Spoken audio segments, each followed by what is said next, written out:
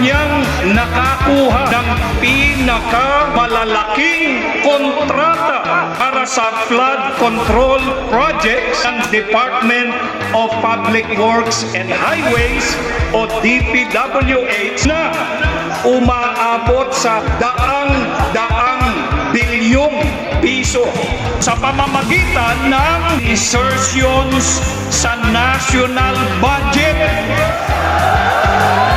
upang tumanggap ng suhol at kickback.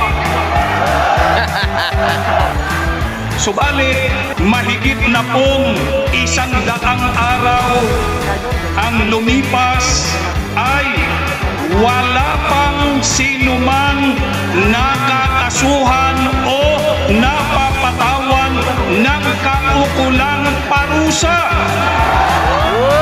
upang mapanagot ang mga nagnakaw sa kabangbayan. Bukod sa pag-iimbestiga ng Blue Ribbon Committee sa Senado, ng Ombudsman at ng bagong tatag na ICI, wala isa man sa mga natukoy na malalaking personalidad na sangkot sa katiwalian ang napatawan ng parusa gaya ng pagkakakulong. Istulang magkaiba ang due process para sa makapangyarihan at mayaman at para sa ordinaryo at mahirap na Pilipino. Nakakabalisa rin ang pahayag ng isang senador na maaaring di umano ay i-bend o baluktutin ang na kaagad namang Sinang-ayunan ni Remulla! kalihim ng Department of Justice Remulla! at ngayon ay Ombudsman.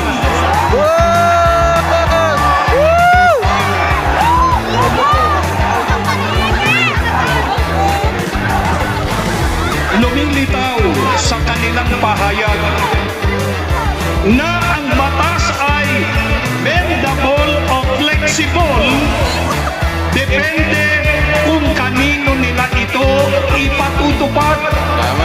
Kadali naman para sa nasabiring gobyerno na ipaaresto sa ICC kung saan hindi kasapi ang Pilipinas ang dating Pangulo na hindi muna dumaan sa paglilitis sa Pilipinas.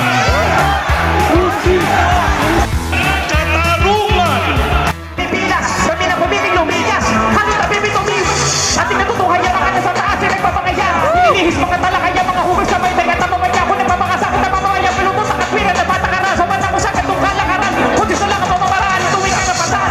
Di para sa personal na interes. Kung walang tinatago, bakit sabi maiinis? Kasi hipis masumpungan ang pagkasaan at tarungan. Ang mga naiiwan sa amin ay katanungan. Kung walang tinatago, hindi dapat itago. Kapag tibigil sa'y dapat hayag sa mga tao. Tao bayan ang pasipin nila dapat na iniisip. Bakit ang tao bayan? Ang maraming iniisip. Ngayong nasa taas, kami nasa baba. Mas malawak ang tanaw, ngunit parang bumaba. Sa inyo po namin pinagkatiwala ang pag-asa. At tasalan namin ang gusto namin matabasa. Rapido! Hugo! Pahingi ng kamay! Pilipinas!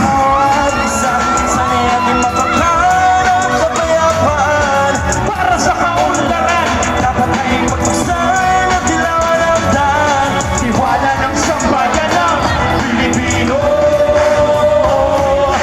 Kaya natin to, Pilipino. Kaya natin to.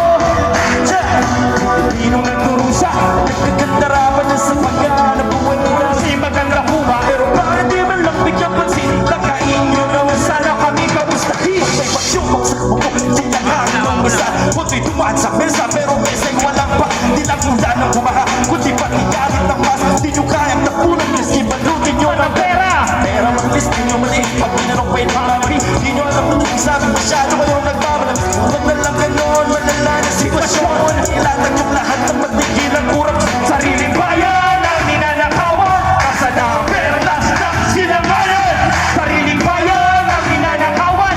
Nasa na perlas ng silanganan. Hirap nagkakaisang bansa. Hagutan ng pangalan ng bawat Pilipino. Magkakaroon tayo lahat ang biktima. Para sa kaunlaran, dapat ay sana tila managdan. Iwala ng sambayanan, Pilipino. Kaya namin to. Pilipano ng nanakawan. Sabay-sabay tayo! Sabay-sabay! Sariling bayan ang ninanakawan. Nasa na perlas ng one more time! Sariling bayan! Ang ninanakawan. Nasa na perlas. Lastak silanganan! Sariling bayan! Ang ninanakawan. Nasa na perlas ng silanganan! Sariling bayan! Ang ninanakawan. Nasa na perlas ng silanganan! Sariling bayan! Ang ninanakawan! Nasa na perlas ng silanganan! Pilipino naming bayan, Pilipino. Perlas ng silanganan, Pilipino. Alam niyo kung bakit? Yung mga nakawan kasi sa gobyerno, sobra na. Yung isusubo na lang namin, isusubo pa namin sa kanila. Di bali nang magutom yung pamilya namin, mabusog lang sila. Ganun ba yun? Ang kakapal ng mukha. Kaya wag tayong manahimik, karapatan nating magsalita. Yung mga hinanakit sa dibdib natin, kailangan na nating ibuga. Karapatan namin yun, baka nakawin nyo pa. Baka nakakalimutan nyo kami yung nilakawan. Nasa amin ngayon yung karapatan. Magalit, magreklamo, manawagan. Sinisigurado ko lang kasi baliktad na ngayon yung biktima na yung kinakasuhan. Inuin mo, may alipunga ka, nakakasuhan ka pa. Ka na sa baha, nanakawang ka pa. Tapos umutang sila sa World Bank, tapos wala kang napala. Wala ka na ngang napala, magbabayad ka pa. May utang ka na sa tindahan, may utang ka sa Bombay, tapos may utang ka pa sa World Bank. Di ba ang saya? Matatawa ka na lang sa inis eh. Wala na nga tayong napala sa inutang eh. Yung tax balak pang taasan eh. Yung laman ng utak nyo, puro pera na eh. Yung taong bayan, ginawa nyo ng ATM. Firma kayo ng firma ng budget, wala naman kaming napapala eh. Ang napala lang namin, alipunga eh. Biruin nyo, trilyon ang ninakaw kahit sino maggagalaiti. Ang hinihingi ng taong bayan, justice sa accountability. Kung gusto nyo ng peace, magpakita kayo ng transparency. Hindi yung nagtataki pa kayo tapos gagawin nyo pang witness yung pinaka-guilty. Yung nakawan sa gobyerno ngayon, garapalan Guilty ka, na. Romualdez! Kung yung kay Janet Napoles, 10 billion, ngayon trilyon na. Nung unang pagputok ni Napoles, gulat na gulat yung bansa. Pero ngayon, sa tindi ng nakawan, si Janet Napoles naging amateur na. Biruin nyo yung dating big time, naging small time na. Hindi lang pala cellphone nyo nag-upgrade, pati nakawan sa gobyerno, upgraded na. Kahit sinong Pilipino magagalit talaga. So I will just have a quick lecture to all of you para mas maintindihan nyo talaga kung ano ba yung karapatan natin at kung gaano na kagrabe yung corruption problem that our country is currently facing. Sino ang nagsisimula ng budget process sa Pilipinas? Anong office yung una? The Office of the President yung nauuna sa budget process. Ano yung ginagawa ng Office of the President, the Executive? The National Expenditure Program comes from the Office of the President. Okay? Sa Presidente po, nauuna yung first step in the budget making process. After po niyan, pupunta yan ngayon sa Kongreso. Diyan na po nangyayari yan, yung mga amendments, mga insertions na yan sa Congress.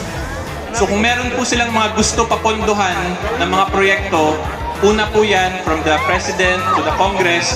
Tapos kung may nakalimutan or may gusto pang isingit, yung Executive or the Office of the President, kung makikita po ninyo, the possible source, the first source of corruption, saan galing? Yung DPWH, yung may hawak niyan. Okay? Ngayon, kung na-implement na, yung next po nating titingnan dyan, whether or not ghost ba yung project or substandard. Ano pong opisina ng gobyerno ang magsasabi sa atin kung may ghost project ba? Or kung nagamit ba ng maayos yung pera natin? COA, Commission on Audit po yung magsasabi kung tama ba yung paggastos ng pera. Okay? COA po ang may trabaho to determine whether or not ghost projects ba tama yung paggastos ng pera. Okay. Ngayon, ang dilemma natin, sino yung mga tinuturo na may mga source ng corruption? Congress lang? Lahat na ngayon tinuturo, di ba? Executive, may kalokohan daw. Congress, may kalokohan. Ano sabi sa COA? May contractor din daw doon na commissioner. Lahat po ng branches of the government natin, hindi naman po lahat. Majority ng branches of our government currently ay it appears na they are involved in corruption. Diba? Executive, legislative, even up to the Independent Constitutional Commission na COA. Naintindihan niyo po ba kung gaano kalaki yun? Feelings and thinking. Tinanong po ako, attorney, may pag-asa pa ba? Kasi po mga anak ko doon nag-aaral pa. Alam mo ba, pinakamasakit sa akin na magsabi na kung pwede naman po ninyong kapamilya nyo, ilabas na lang sa bansa kung may makita kayong trabaho, gawin nyo na. Napakasakit sa akin na lumabas sa bibig ko yun. Na halos sabihin ko sa kanila na huwag na silang bumalik dito dahil wala naman silang babalikan na trabaho. Mga kababayan, ang OFW na lang na income ang siyang tumataguyod sa ating ekonomiya. Tourism, bagsak. Foreign investments, deficit. Budget deficit. Tourism, gross domestic product, OFW earnings. Yan ang tatlong tumataguyod sa ating ekonomiya. OFW income na lang po ang natitira. Kaya, respetuhin po natin sila at alagaan po natin sila. Pasalamatan po natin sila sa kanilang economic na support sa ating bansa. Higit sa lahat, pakita nyo ang pagmamahal nyo sa bayan ninyo sa protestang ito laban sa administration ni BBM. Attorney, nananawagan ka ba na mag-resign na si BBM? Opo. BBM resign. BBM resign. You are unfit to be president. We will not survive another 3 years with you, under you. BBM, please, if you love your people, please resign. Aray ko! Ibot sa kanya. Yung mga umaastang presidente habang nilululong siya ng mga ito. Sa harap ng publiko, pinipilit kong magmukha kaming maayos.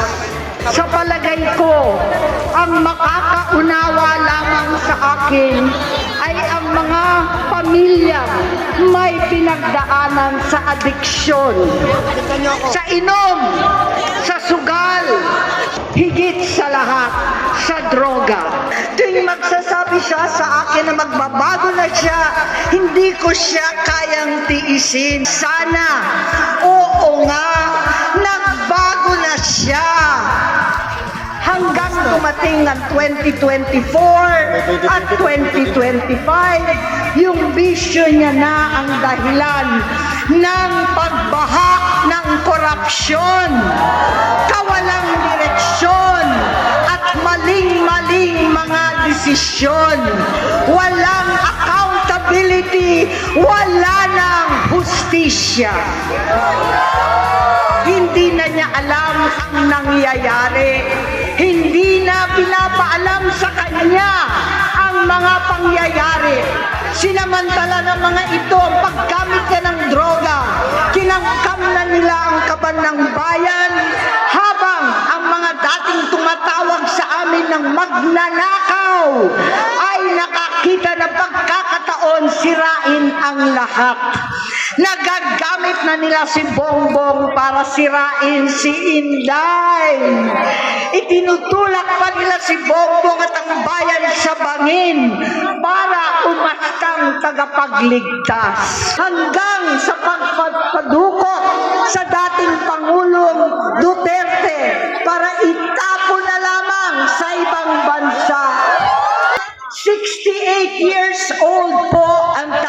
ko nung pinatalsik sa pwesto.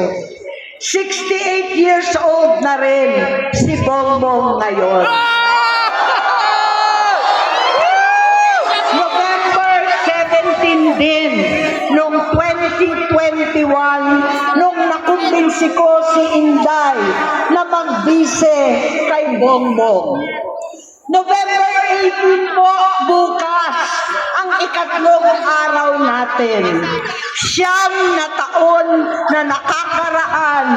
Saktong November 18 pa talaga na pinalibing ni Pangulong Duterte ang tatay ko sa libingan ng mga bayani.